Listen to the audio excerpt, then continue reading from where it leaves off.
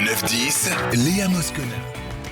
Et dans l'air du temps, on vous raconte une belle histoire aujourd'hui, comme je vous l'ai promis. Un artiste, illustrateur, affichiste a mis sa patte. Il a donné sa griffe à une marque de rouge à lèvres Rouge Baiser Paris. Une très très belle histoire que l'on vous raconte aujourd'hui en compagnie de mes invités. Il s'agit de Véronique Dolciami, qui est directrice France de Rouge Baiser. Bonjour Véronique. Bonjour. Isabelle Pin, make-up artiste, qu'on a déjà vu dans nos émissions Belle et Zen, notamment le lundi, et qu'une véritable artiste maquilleuse qui maquille des stars, mais aussi dans les défilés, etc. Donc vous en connaissez un bout sur le domaine du luxe et de la beauté et de la marque Rouge Baiser. Et puis Francine Lepec, notre, j'allais dire, chère communicante dans le domaine de la beauté qui vient très souvent dans Belle et Zen. Bonjour Francine. Bonjour Léa. Et toutes les trois, vous connaissez une belle histoire. Et ce matin, je suis comme une petite fille. Moi, j'ai envie qu'on me raconte une belle histoire avant les vacances scolaires. Je disais un artiste, un affichiste qui a vraiment eu le coup de crayon pour représenter Paris, le luxe et la mode à la française, alors qu'il est franco-italien. Francine. On va d'abord commencer à raconter l'histoire de Rouge Baiser, parce que c'est une saga, c'est une belle histoire de beauté. Donc en 1927, Paul Baudecroux, qui est un chimiste, inventeur, fréquente la bonne société, et vous êtes peut-être pas, vous l'ignorez, mais à l'époque, jusqu'en 1900, le rouge était vraiment réservé aux femmes de mœurs légères. Oh là là là. Les mœurs légères, c'était les actrices, entre autres. Oui. Et elle mettait du rouge, c'était une pâte, avec le doigt, elle l'appliquait, et donc c'était pas toujours du meilleur goût. C'était pas recommandable. Et donc les femmes qui fréquentaient Monsieur Baudecroux dans les dîners mondains lui disaient: mais vous, qui êtes un inventeur, un chimiste, pourquoi vous nous faites pas notre rouge? Et le voilà parti dans son atelier, dans son antre, et il a créé ce fameux Rouge Baiser. Sur la demande d'une femme. Pas d'une femme, des femmes de son femmes. entourage qui ne comprenaient pas pourquoi elle n'avait pas le droit à être aussi belle que les autres. Ah, voilà. D'accord. Voilà. Donc 1927, le Rouge Baiser arrive. Pourquoi Rouge Baiser? Monsieur Baudecroux va un soir à l'opéra avec sa femme et il entend le ténor déclamer les vers « Je baiserai tes lèvres rouges ». Et en sortant, il dit à son épouse: écoute, voilà, j'ai trouvé le nom. La griffe s'appellera Rouge Baiser. Ah, magnifique. Voilà. Donc là, il a eu un éclair de génie. Absolument. À ce moment-là. Mais là, il fallait lui donner une vraie personnalité à ce oui, alors donc de Rouge 1927 à la guerre, évidemment, oui. Le Rouge Baiser a connu un succès bien. Bon, la guerre est arrivée, bien évidemment, les femmes avaient autre chose à faire que de penser, évidemment, à se maquiller. Et fin de la guerre, Paul Baudecroux se rapproche d'un publiciste en lui disant: il faut que je fasse démarrer cette griffe, il faut qu'il y ait quelque chose. Et on lui propose de rencontrer René Gruau. Alors René Gruau est né en 1909. Avant la guerre, il a commencé petit à petit à se faire connaître. Mais vraiment, il a eu un très gros succès international après-guerre. C'est là qu'il Absolument, rencontre. tout à fait. Il a travaillé pour Dior, il a travaillé pour les bas scandales. Bon, c'est un homme absolument extraordinaire. Moi, j'ai eu la chance de le rencontrer. C'était quelqu'un de passionnant et qui m'a permis il m'a expliqué comment était venue l'idée. Donc, le publiciste met en rapport Monsieur Baudecroux et René Gruau, lui explique, et donc, René Gruau donne son accord, et il avait à l'époque un studio avenue Foch où il travaillait, et il avait toujours un mannequin avec lui. Et il m'a dit: pendant des jours et des jours, j'ai rempli des poubelles de papier parce que je n'arrivais pas, je ne comprenais pas comment je pouvais mettre en valeur ce rouge, la cosmétique, il n'arrivait pas. Alors, Francine, vous allez trop vite. René Gruau, donc, lui, c'est un affichiste. C'est un homme qui représente quoi? Parce que finalement, à l'époque, on n'avait pas les photos dans les magazines. Non, tout à fait. Il dessinait. Donc, il a un coup de crayon. Ben, c'est un coup de crayon. Voilà, il dessinait la mode. Il dessinait, voilà, exactement. Bon, par exemple, pour les bas scandales, il faisait, vous savez, pour avoir le trait derrière noir. Bon, voilà, il le dessinait. Il a travaillé pour Dior, c'est ce que je vous disais. Il a travaillé, je crois que... Dans les journaux, il illustrait mais tous les journaux dans féminins. Vogue, Marie-Claire Marie-Claire et tout. Oui, non, c'était vraiment c'était un personnage incroyable avec un talent fou et qui, je peux vous dire, même à 90 ans, avait une modernité comme rarement j'ai vu. Ouais, vous l'avez connu quand il avait 90 ans. Et dites-nous, Francine, là on est à la radio, c'est vrai que c'est difficile d'expliquer, mais c'est quoi sa marque de fabrique, ça touche dans le dessin? Parce que moi je dirais bien, c'est une esquisse qui évoque vraiment un style. Ah mais absolument, absolument, il est reconnaissable entre tout. Les gens qui font des études actuellement d'art, évidemment, étudient souvent René Gruau et sa signature dans le monde entier, sa signature est reconnue. C'est-à-dire d'un trait. D'un trait, absolument. Il évoque la femme. Absolument. Il évoque la beauté. Ouais. Alors, on arrive à l'histoire avec Rouge Baiser, la rencontre, et il cherche comment faire pour représenter cette griffe Rouge Baiser, ce tube, comment faire. Et il avait donc ce que je vous disais, un mannequin toujours avec lui. Et ces mannequins avaient une mousseline noire. Je pense qu'elle devait aussi, elle, un peu en avoir marre de rester comme ça et voir l'artiste ne pas arriver à trouver quelque chose à faire, à dessiner. Et elle s'est amusée à mettre la mousseline sur les yeux. Et là, en l'espace d'un quart de seconde, René Gruau me l'a dit, il m'a dit, j'ai compris, c'était la femme au bandeau. Donc, il a fait la femme au bandeau. Ça a mis des jours et des jours, mais en 2 minutes, il l'a dessinée. Alors, comment est-ce qu'on pourrait décrire? C'est le visage d'une femme d'un trait noir. Absolument. Des lèvres très pulpeuses au rouge. Et absolument. Ce bandeau noir sur les yeux. Absolument. Ce qui met en valeur la bouche. C'est la séduction, hein. Voilà. C'est le glamour. On est en quelle année, là, Francine? 1949. On est en 49. Et depuis 49, Rouge Baiser a conservé, évidemment. Mais ça serait... Alors, il nous a montré d'autres... Il a fait d'autres images, bien évidemment. Ouais. Il a fait la femme au béret, il a fait la femme au doigt, il a fait avec les chevelures noires, beaucoup de choses, voilà, absolument, qui était vraiment magnifique. Moi, une de ces dernières images qu'il a fait, mais malheureusement, on l'a pas exploitée, qui pour moi était une image fantastique. C'était un point d'exclamation avec le point, c'était une lèvre, et je trouvais ça tellement moderne. Ouais. Et je vous dis, cet homme encore avec 90 ans, donc c'est incroyable. Je crois que ces affiches, on pourrait les acheter, sur les murs de son salon. Tellement... Moi, je vais vous dire, j'ai la femme au bandeau dans l'entrée de mon appartement. Parce que tous ces affichistes, il y a René Gruau, il y en a eu d'autres. Tous ces affichistes ont marqué une époque du luxe, de la beauté, du charme. Et puis lui, il a donné le côté vraiment pour moi, c'est vraiment pour la marque, c'est un signe indélébile. Voilà. Et comme le Rouge Baiser, c'était le premier rouge à lèvres indélébile. Véronique et Isabelle vont en parler. On disait que c'était le rouge qui permet le baiser. Alors pourquoi? Dès le début, c'était ça. Voilà, c'était le souci des femmes. Parce qu'on pouvait embrasser dans le cou et ne pas laisser de traces. Donc voilà pourquoi on a le slogan, le premier slogan, ça a été le rouge qui permet le baiser. Ouais. Alors peut-être un peu d'histoire de la texture. Je me tourne vers Véronique. Véronique Dolciami, vous êtes directrice France, vous êtes plus peut-être axée sur le côté scientifique, si j'ose dire, de la marque. Comment ont évolué les textures depuis les années 40, on va dire, à peu près? Alors, ces textures, elles sont vraiment emblématiques d'un produit chez Rouge Baiser qui est l'authentique. L'authentique, c'est le rouge à lèvres qui, comme Francine nous le dit, permet le baiser. Donc, c'est un rouge à lèvres à la fois à la texture un peu sèche. Oui. Mat ou pas? Mat, tout à fait mat, sèche, mais qui laisse soyeux sur les lèvres. Donc voilà, une marque... Et ça a été dès le départ, je veux dire, dès les années 50, 60, on avait ce type de texture. Il y avait une connaissance scientifique, j'allais dire, suffisante pour avoir une texture aussi belle.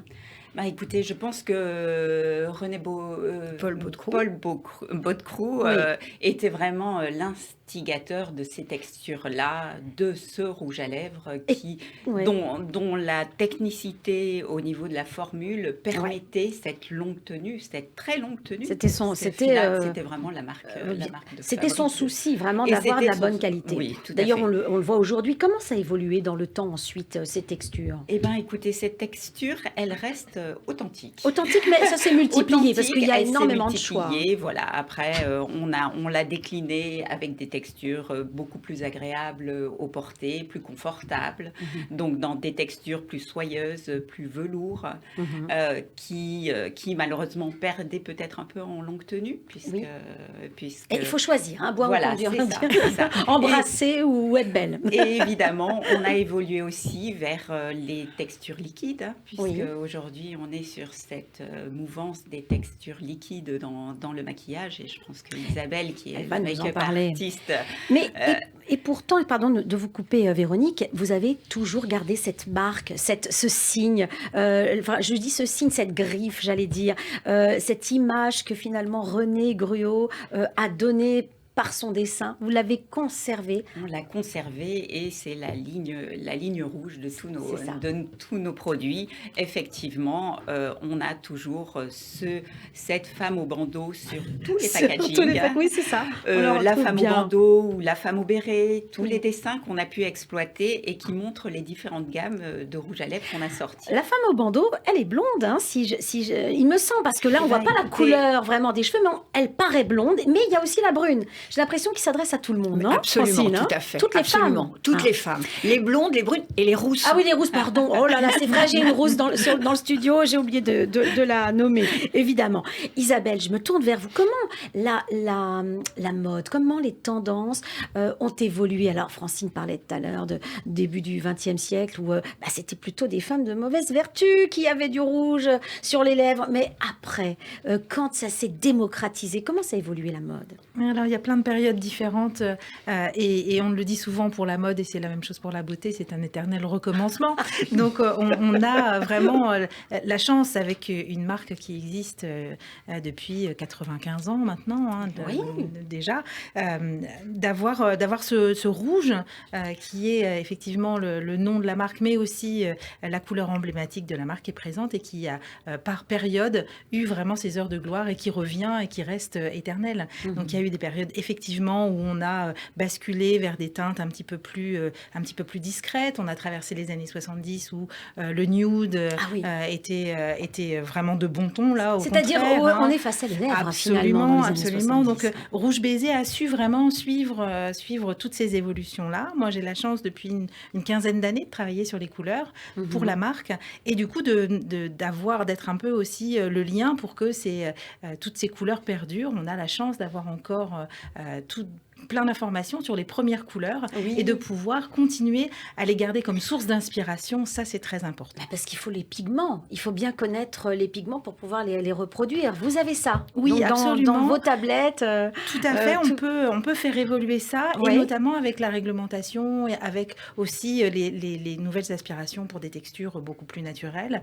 C'est important d'avoir ça en tête et puis d'arriver à faire vivre les couleurs avec des nouvelles contraintes réglementaires qui sont très fortes aujourd'hui. Alors j'ai l'impression, mais vous allez me dire si je me trompe, j'ai l'impression qu'il n'y a pas d'égérie, mais que par contre, il y a des stars tout au long de ces époques, du XXe siècle et maintenant début XXIe, où il y a certaines stars qui se sont presque appropriées la Rouge Baiser sans que Rouge Baiser ne fasse quoi que ce soit. Francis, je me trompe? Absolument. Audrey Hepburn était vraiment une adoratrice de Rouge Baiser. Aujourd'hui, vous avez Chantal Thomas qui ne porte que du Rouge Baiser. Vous avez l'écrivaine Émilie Nothomb qui, depuis plus de 13 ans... Alors elle, c'est la femme au bandeau. Hein.